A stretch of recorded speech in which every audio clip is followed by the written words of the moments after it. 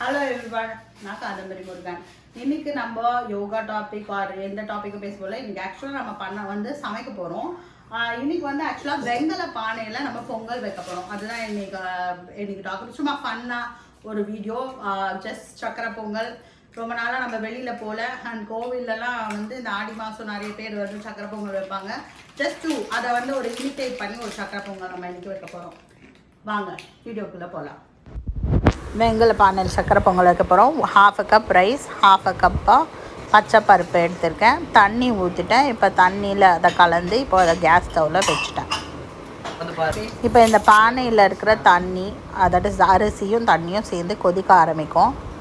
பாருங்கள், பொங்கி வருது. இந்த ஸ்டேஜில் நம்ம என்ன பண்ண போகிறோன்னா, இன்னும் கொஞ்சம் நேரம் இது வற்றணும். இது பொங்கி பொங்கி வழியும்.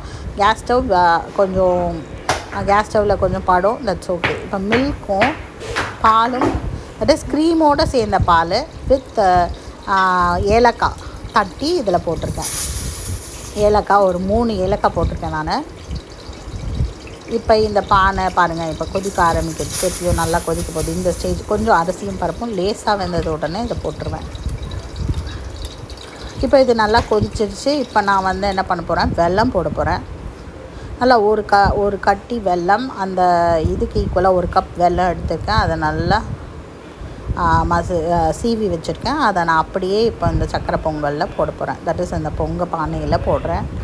பொங்கல் பானையில் போடும்போது கொஞ்சம் மெதுவாக ஸோ இப்போ வந்து பொங்கல் பானையில் கொஞ்சம் கொஞ்சமாக வெல்லம் போட்டு நல்லா பொறுமையாக கலந்து விடுறேன். கலந்து விட்டவுடனே அந்த பொங்கல் நல்லா இறுகினவுடனே நம்ம இறக்கிட வேண்டியதான்.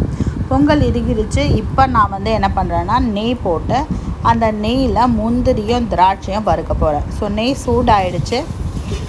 இன்னும் கொஞ்சம் நேரத்தில் நான் முந்திரி போட போகிறேன். ஸோ முந்திரி போடுறேன் இப்போது.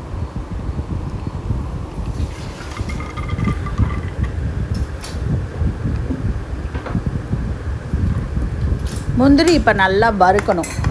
லைக் ஓரளவுக்கு வறுத்த உடனே தான் நான் வந்து கடைசியில் இதை போடுவேன். தட் இஸ் திராட்சையை போடுவேன். இல்லைனா அது வந்து லைக் திராட்சை வந்து சீக்கிரமாக வறுபட்டுரும் இல்லையா. நான் அதே கரண்டியை தான் யூஸ் பண்ண போகிறேன். கொஞ்சம் பொறன்னு தான் வந்துச்சு, பட் தட்ஸ் ஓகே. இப்போ நல்லா வதங்குறேன். ஓரளவுக்கு இது பொரிஞ்ச உடனே, தட் இஸ் வறுபட்ட உடனே நான் வந்து திராட்சையை போட்டுருவேன்.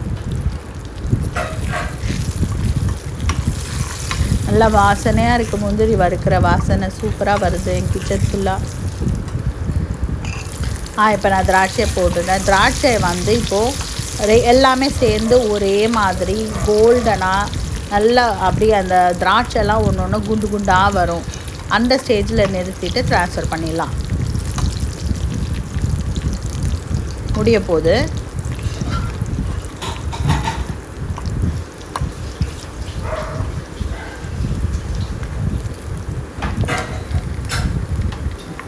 இப்போ எல்லா திராட்சையும் குண்டு குண்டாக ஆகிடுச்சு. கொஞ்சம் கொஞ்சமாக திராட்சையும் முந்திரியும் என்னோடய அந்த வெங்கல பானைக்கு ட்ரான்ஸ்ஃபர் பண்ணுறேன். தட் இஸ் பொங்கல் மேலே போடுறேன்.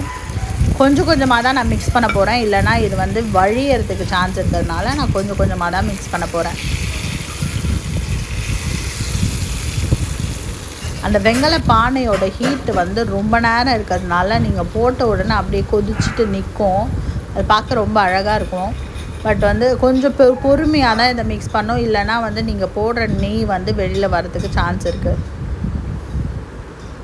ஸோ இப்போ எனக்கு அந்த நெய் வந்துடுமோங்கிறதுனால நான் அந்த பேனை கொஞ்சம் நேரம் அந்த சைடில் வச்சுருக்கேன். பாருங்கள்,